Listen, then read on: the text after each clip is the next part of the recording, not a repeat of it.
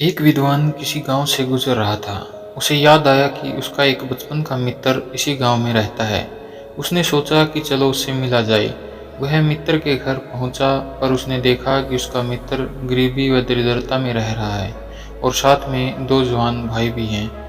बात करते करते शाम हो गई। विद्वान ने देखा कि मित्र के दोनों भाइयों ने घर के आंगन में फली के पेड़ से फली तोड़ी और घर के बाहर बेचकर पैसे कमाए और दाल आटा खरीद लाए।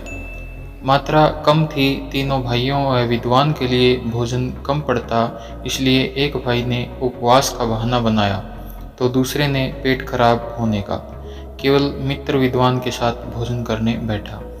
रात हुई। विद्वान उलझन में था कि मित्र की दरिद्रता कैसे दूर की जाए। उसने सारी रात में नींद नहीं आई।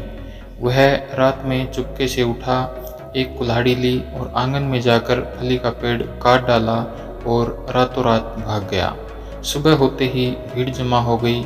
सभी ने एक स्वर में विद्वान की निंदा की कि कैसा निर्दयी मित्र था। तीनों भाइयों की रोजी रोटी का एकमात्र सहारे को विद्वान मित्र ने एक झटके में खत्म कर डाला। तीनों भाइयों की आंखों में आंसू थे। किसी तरह 2-3 वर्ष बीत गए। विद्वान को फिर उसी गांव की तरफ से गुजरना था। डरते डरते उसने गांव में कदम रखा। वह धीरे से मित्र के घर के सामने पहुंचा, लेकिन वहां पर मित्र की झोपड़ी की जगह आलीशान कोठी नजर आई। इतने में तीनों भाई भी बाहर आ गए और अपने विद्वान मित्र को देखते ही रोते हुए उसके पैरों में गिर गए। कहने लगे, अगर तुमने उस दिन फली का पेड़ न काटा होता तो आज हम इतने समृद्ध ना हो पाते। यदि हमने मेहनत ना की होती तो आज हम इस मुकाम पर ना होते।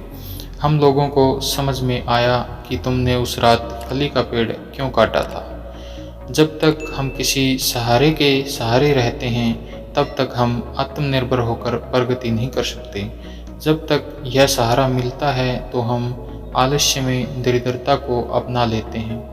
दूसरा, हम तब तक कुछ नहीं करते जब तक हमारे सामने नितांत आवश्यकता नहीं होती, जब तक हमारे चारों ओर अंधेरा नहीं छा जाता।